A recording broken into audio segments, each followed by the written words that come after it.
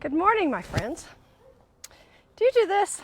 You have a really, really good, incredibly happy, profoundly awesome experience, or even just a little one and you go, oh my gosh, that just happened. And then you don't lean in fully because you're waiting for the other shoe to drop. Yeah? What if you're the one taking off the shoe and dropping it? What if it's you? What if it isn't the universe or God or some misfortune or bad luck? What if it's you? So that's what we're going to be talking about today. About how to stop dropping that freaking shoe, how to embrace it, lean in, and experience more happiness. Super cool. Hi, I'm Ann Ferguson, and I'm a personal mentor. I am an author. I am a course creator. I'm going to claim this. I am a magnet for good. That's what I'm going to claim today. That I am just going to attract all sorts of good stuff and I'm going to be able to stand in it. That's what I want today. So, this is where this came from. I'm reading a book right now called The Big Leap.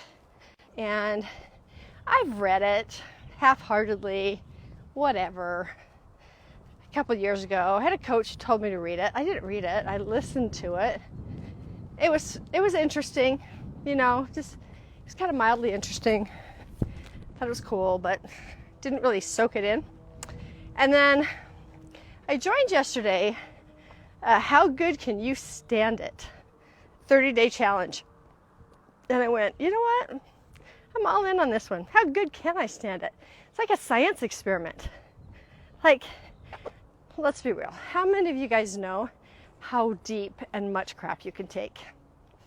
Have you been down to the crap zone?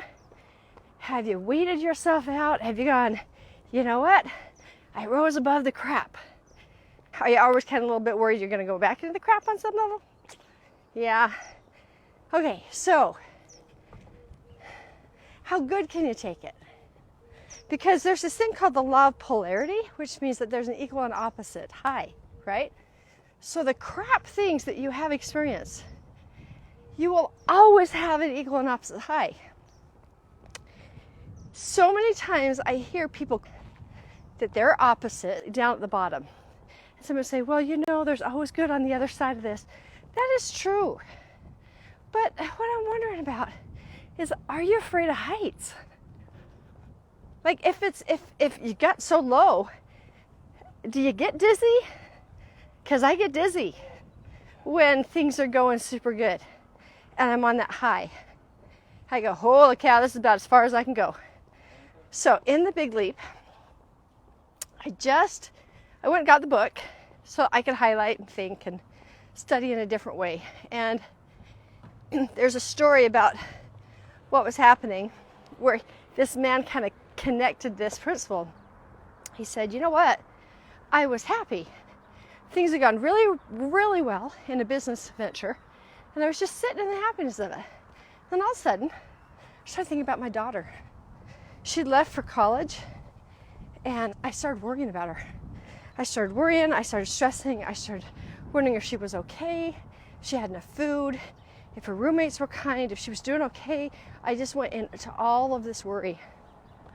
And he ended up calling the school. He said, yeah, see your daughter right now. She's just out there having a good time with some friends. She's fine, no worries. And when he hung up the phone, he went, oh my gosh. I just did that. I was having a happy moment in my body, feeling all of the good and the happy, and I just went into all of the irrelevant, nothing grounded in truth, ridiculous worry thoughts that brought me down to where I was comfortable. Oh my gosh, that is so fascinating to me. So fascinating. So I found it. I went, oh my gosh, I just did this. I just barely did this. I was driving. I had a 2.5 hour drive, 2 hour drive. And it was a beautiful day. It's like spring had come.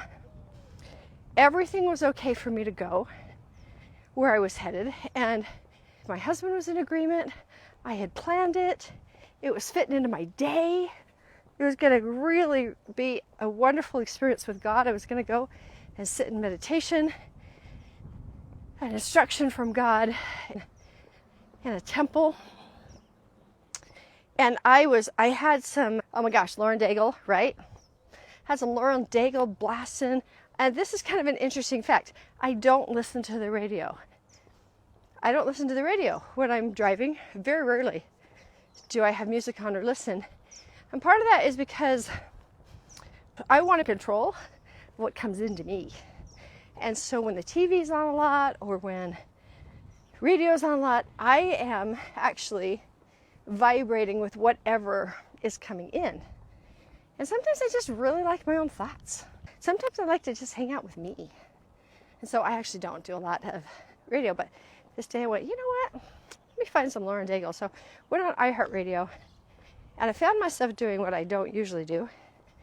And that is, as I was driving down the street, I started to jam and kind of dance while I was driving.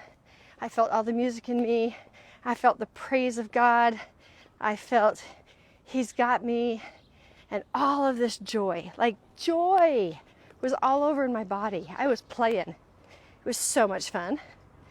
And I even remember going, holy cow, I don't remember the last time that I felt this just open and free. Now, I experience joy all the time. I breathe in good and happy moments a lot. This one was like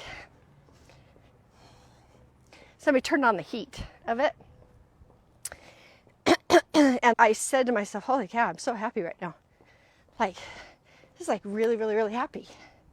And there was nothing that happened. It was just me on a drive. And then, because it's 2.5 hours, I had to go to the bathroom. I pulled over, went in, went to the bathroom, and then some kind of automatic stupidity kicked in. I'm like, maybe I'm hungry. I wasn't hungry. I even knew I wasn't hungry. But you're at a rest stop. What do? You grab a snack just in case. So I grabbed my snack just in case. I grabbed this power bar. Oh my gosh. I opened it as I was pulling out of that gas station. It was delicious. And 15 minutes later, I was tired. The sugar. It got me. Something else in that thing got me. And I was back on the struggle bus, trying to make it work, trying to get to where I needed so that I could sit with God and have a connection with Him. I went in and I listened to Marco Polos. I got a lot of Marco Polos, and in those Marco Polos, a lot of times people are expressing some of their frustrations and their things that they've got going on. And in general, that is okay. I do that. But to put that into my space when I was being super happy wasn't great. Let me tell you what's happening. Guys, this is like a secret. I want you to look for this all day. Okay? All week, actually. I want you to look at this because we're going to change what your body believes is an allergy. Okay? If you have got a peanut allergy, if you've got an allergy to bees, and you are afraid that you're going to go into anaphylactic shock, I've watched this happen. I've watched absolute fear and panic from a bee if it comes around because somebody's had an experience where they kind of swelled up. That makes you feel like it's going to kill me. And honestly, with anaphylactic shock not treated, it will kill you. That is true. Now, that is very different than intolerance. So I have got a gluten intolerance. I found it, Jaden's 20, I found it 18 years ago and have been relatively gluten-free since. I'm very sensitive. I catch it. If I get something that's got gluten in it, man, it's like I pass out. Like, bam, I'm out. Sometimes it's not bad. Other times it's really bad. Haven't figured out what else is in there besides the gluten that does it. But my belly swells up. I'm uncomfortable. I went to a gastroenterologist when I found this, and I said, I think I might have a problem with gluten. He goes, how do you even know this? This at the time, nobody even knew that this thing happened. So they did an endoscopy, they looked around, and I had not yet destroyed the intestines. So, yay! I had not yet done that, and so I was still okay. It's an intolerance. So that means I ingest it, it's not going to kill me, but it doesn't make me happy. So let's go to this happiness thing and discuss what's happening, because if you have an allergy to happiness, you are pushing it away, you're running, you're screaming, you're going, get it away, stop, stop, stop. Anytime anything that's happy is trying to come at you. Okay, some of you out there know exactly what I'm talking about. I have totally been there. Okay, intolerance is when you kind of take a little dabble in it and then you feel awful. Okay, why would we feel awful about happiness? I shall tell you. I want you to think of, what's a good analogy here? All I can think of is the bathtub, okay? You know how when you turn on the water and it's a little hotter than you, like it looks okay, feels okay, you think, and then you get in and you go, oh crap, it's way too hot, you come back out. That is a set point of temperature. There's a certain amount that, like when you're just going in, it doesn't happen. But if you lower that temperature a little bit and get in, you can eventually put all the hot in and it just feels warm and delicious all over you. It's because as you're sitting in it, relaxing in it, your set point of how much heat you can handle actually elevates. Isn't that cool? So, what this looks like with happiness is that what happened to me is that my body has a certain level of happiness that I'm able to tolerate. Ooh, remember we just talked about intolerance? There's only a certain level of happiness, good vibration, that my body is able to tolerate. And if I go beyond that toleration, what do? I pop my foot back out because that was too hot. And I tone it down, put a little cold water in, and then sit there where it's comfortable. So what happened to me is just this very thing. I had all of this happiness, like my body. Do you know that your body vibrates with emotion? Like it actually vibrates. You can feel this, like if you ever walked into a room of people you don't know and you can zero in on the one who's sad, it's because you've gotten really, really good at picking up on vibrations and reading them. That is most likely due, I'm so sorry, that's most likely due to some kind of trauma response where you had to really, really be aware of other people because it was not safe. That's what that is. It's a coping mechanism, but it's also a freaking superpower because of that trauma. Okay, so our bodies vibrate. My body was vibrating at a really, really high frequency, one that I was unfamiliar with. And so that was my toleration level, and I backed down. What's happening is that your nervous system is kind of going into overload, and you've got to learn how to regulate the nervous system so that you can be happier. What we want to do is move your set point of happiness to this level where you can tolerate it, and then to that level where you can tolerate it. So good. Okay, so with this Mustang, wild horse. The horse whisperer was showing us the signs and signals of the horse. If the ears were up, the head was up, it was on high alert. When the ears flipped back and the head went down, it had decided it was safe.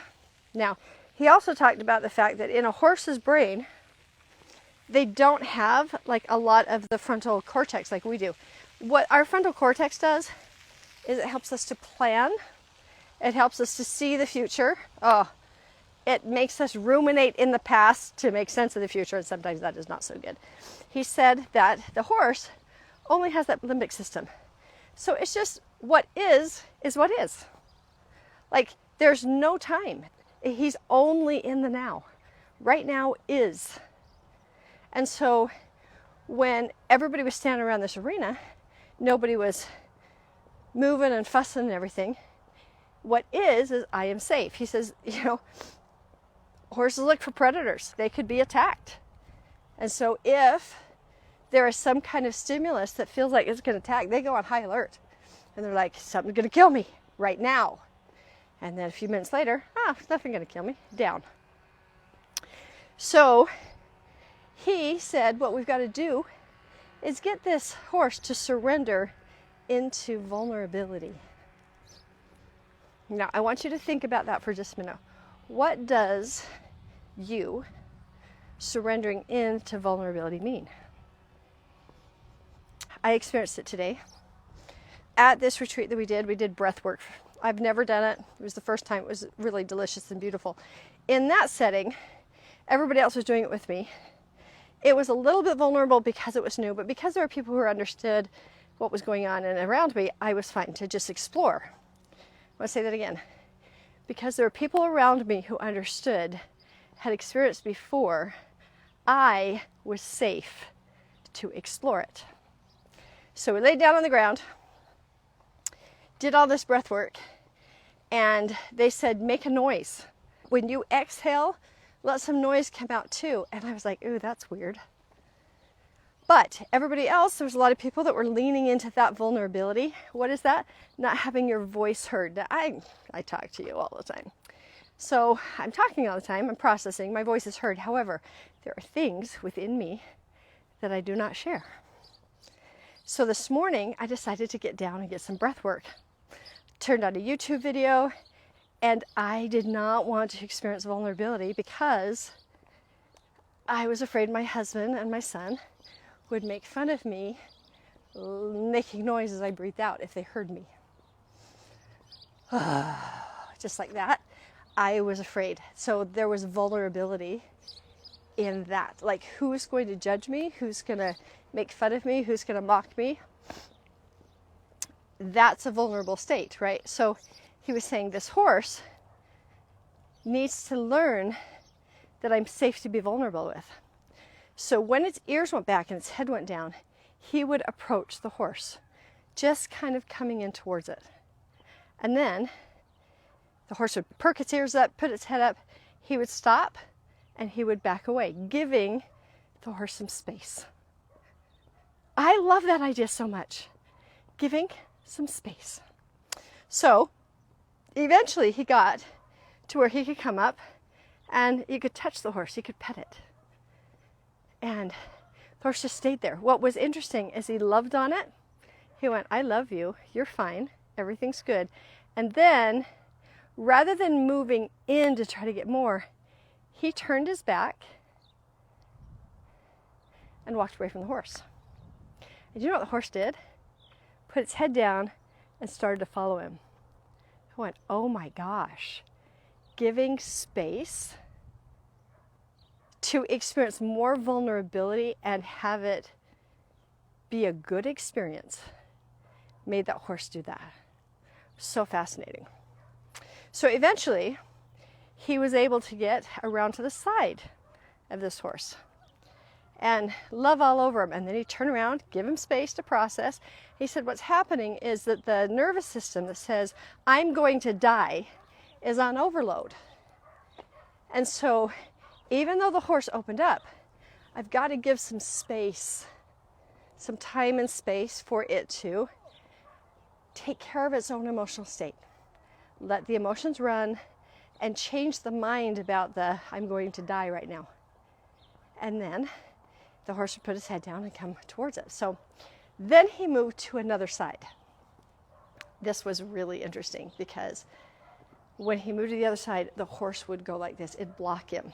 So he was trying to come on this side and the horse would turn. And then he'd come on this side and the horse would just stay and let him pet. That was the side of vulnerability he was willing to let happen. Now, the cowboy eventually got the horse to lift up one of its hoofs. And he would lift up the hoofs and then he would pet it and pet it and pet it. And so it was really good. Then the horse started to paw, like, hey, hey, hey. He'd come near, he'd walk away, then he'd come back. And when he came back, the horse would pick up its foot. Why? Because that felt really, really good. Now, what he was talking about was that he has to prepare a horse for barbed wire. If a horse gets caught in barbed wire and they struggle, it's over. If they can just feel the tied up and stay calm in that, then somebody can come and get them. And so he eventually got to that other side. The horse, it was so interesting because he was standing right in front of the horse, like right here. And the horse was kind of like this, kind of blocked. And then all of a sudden he went like this and opened up the side. He said, that is what we call opening the door. So you open the door to that vulnerability, and the cowboy loved all over and pet him and then stepped away to let him process. Then he said, what we've got to do is help him know it's okay to be calm. So he actually asked for that hoof and tied it up, like bound it. So it was now a three-legged horse. And the horse didn't even think or know that he was the one who was binding him. He was the one who was tying him at all. It was just, this is a thing. And this guy loves me. He loves all over me. And so now he would walk away and the horse would very literally hobble on three legs to get to him. He would hobble. And then he'd turn around and he'd love all over him. And he'd talk. He eventually turned his back and would walk away from the horse with a rope. He got a bridle on, same way. The horse stuck his head in the bridle and he's just loving all over it. You did so good. You don't know what this is, but you're just leaning in. It was so good. And then he had the rope and he would walk with it, and here's this horse hobbling after him. And he said, now, this arena, we kind of prepared before we came into the arena. The horse was in one arena. Once he got the bridle on, he then brought it to this other arena, and that's where he tied up the leg. And he called the other arena. He goes, this horse is going to go through his Gethsemane. He's going to experience all of his emotions and find his stillness. I thought, what a beautiful metaphor for what Gethsemane was. So he eventually tied up that other leg. Now I want you to see, like, the leg's hoof was like this. It was tied up underneath. And what that did is it literally brought the horse to his knees. So he was all tied up, and this cowboy was still loving on him. And then he nudged him down to actually just lay down. And he loved on him and loved on him and loved on him. And then the horse popped up like, no. What was interesting is when he was laying down, his breath was really fast. And he said, this surrender to his predator who's got him tied up, not that he's thinking that I'm a predator because I'm loving all over him, but the physical body right now, the nervous system is saying, you're not safe, you're not safe, you're not safe. And he was like, but I love this. I'm just going to surrender to this. And then he'd pop up just on his knees. And then the cowboy would kind of push, push, push until he'd look at him, and then he'd lay down again. At first, the horse's lips were really tight, but then when he was just processing all of the I'm going to die right now kind of feelings, his mouth would open up, he'd just kind of smile and just lay there. And it got to be to the point where there were 10 people that were called up who were able to come and just love all over this Mustang. And then somebody would leave, it would pop up, that was that space that was provided, and it discovered that even though all the emotions were saying, I'm going to die, when it stayed there and just surrendered, it was actually safe. Now we're going to go back to happiness. My nervous system was on freaking overload. And I was so gleefully happy. Like, I don't even know what it was or why, but joy, just absolute, like, elation. So many times people think that joy is elation. I don't believe so. I believe that joy is an expansion of every other good thing that ever happens. Like, I can be joyfully patient. I can even be joyfully surrendering. I can be fearfully surrendering, right? I can be on either side of that. So I usually say that joy is a magnifier. In this case, it was literally elation. I was so happy. And I was uncomfortable. And so I lowered my set point on how much happiness I could handle. And I ended up grabbing something that caused me to come back down. Now, you could get sick, slam your hand in the door. You could all of a sudden get in a fight. This is what Tom and I experienced back in December. I didn't even understand it. We had had the best weekend. And we were talking in a way that we had never talked before. And the very next day, bam, I go into hyper overdrive. I ruin the mood. I'm so mad. It's like sabotage. This is what sabotage is about. I sabotage the whole thing. And we have not fully gotten back to that moment again. It was just too high of goodness. So let's talk about what to do. When you are in this state of lovely goodness and it kind of freaks you out, give yourself some space to just lean in and feel it. Not to elevate it any higher, just to lean in and feel it. That's it. Just give yourself the space to process all the things that are coming up, all the doubts, all the fears, all the reasons why it's not possible. Take some deep breaths and change your set point. So I did this without understanding what I was doing. I totally did it. So I came off of this retreat. Oh my gosh. I was seen. Not like you guys see me. This is just more of a public thing. You're not actually talking to me. None of you are staring at me in the eyes. Actually, I'm staring at myself in the eyes, with a camera. But I was actually seen. Anything and everything that felt good and honoring to me was acceptable to everyone else. We all stood in all of that space with each other. And it changed me almost like at a cellular level. Like my body was safe in things that would normally freak me out. Guys, I did a cold plunge. If any of you know me, two things. I don't do cold water. I get really, really hot baked, before I even dip into a pool because no. And I don't go under the water. Most of that was because of my eyes, because of contacts and stuff. So I wouldn't ever go in. I actually walked in to a cold lake and stayed there for like 5 minutes. Okay, that was a completely different experience than my body had ever happened. And I felt so alive, so powerful, not at the whim of anybody else, just this is what I just did. I can do that. Like it was so cool. I wasn't forcing myself to do it. I was surrendering into it, choosing in, if you will. My body didn't know what to do with all that. So when I posted about me being mush, and I said, it's not time to talk about what I experienced, and it's not time to talk about anything else. I'm just kind of mushy right now. What I didn't realize is that I was doing the set point change. I raised my ability to experience more happiness. I just processed. I slept. I sat and wrote. I just chilled. I didn't work. I didn't think. I just let myself be. And I'm so excited because on this 30-day challenge to how good can you stand it that I'm in right now, they talked about that yesterday, that when you get into a really, really positive, happy thing, take a step back, breathe, and rest.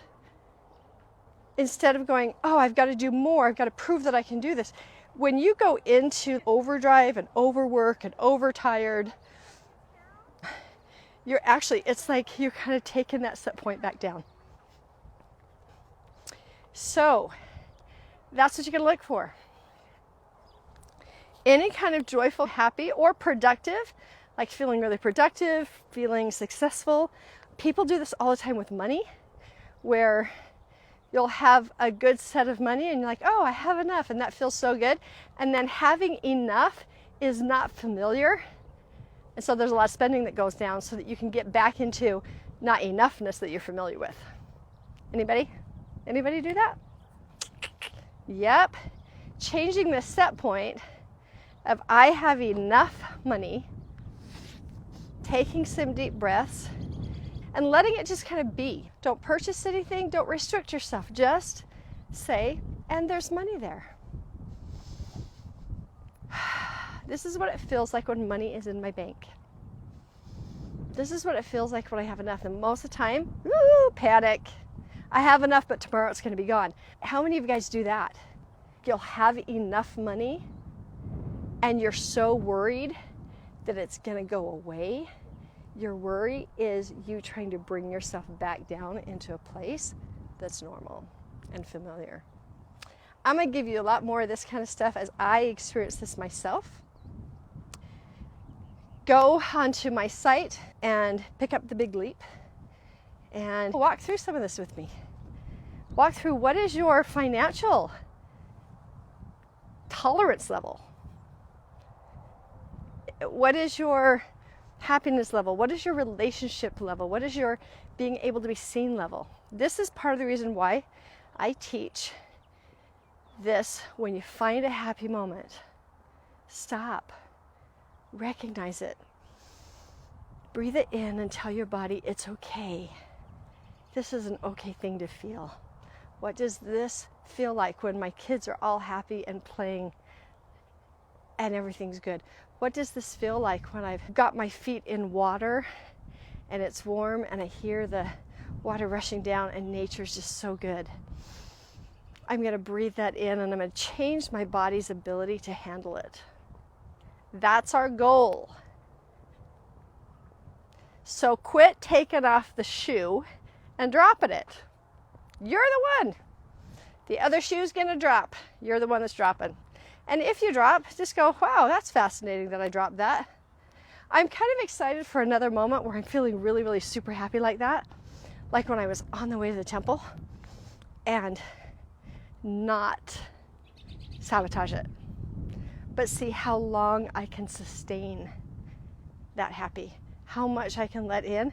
And then when I'm tired, I'm going to rest without sabotage. I'm just going to pull back and go, well, that was fun. And just leave it there. That's it, my friends.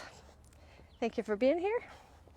And I hope it helped. If you would like to join a Igniting Your Belief class, this will help you with the mindset stuff and the heart set. Really the heart set that you need to become emotionally connected to yourself so that you can know what's going on, so that you can then change your whole patterns. But I will tell you, it's a Christian program. We talk all about God. We connect to Christ. Oh, we connect to, if Christ isn't your name for your God, we connect to universe. We connect to universal good. But we play in those places because I believe that's where healing exists. We can elevate. We can change. We can be more than we've been. And we can really enjoy it. So, Igniting Your Belief is a class that I teach. I've got other mentors that teach the class as well. And their schedule is up. That is it, my friends. Thanks for being here. Have a super good, wonderful, happy day. Keep your shoes on. See ya.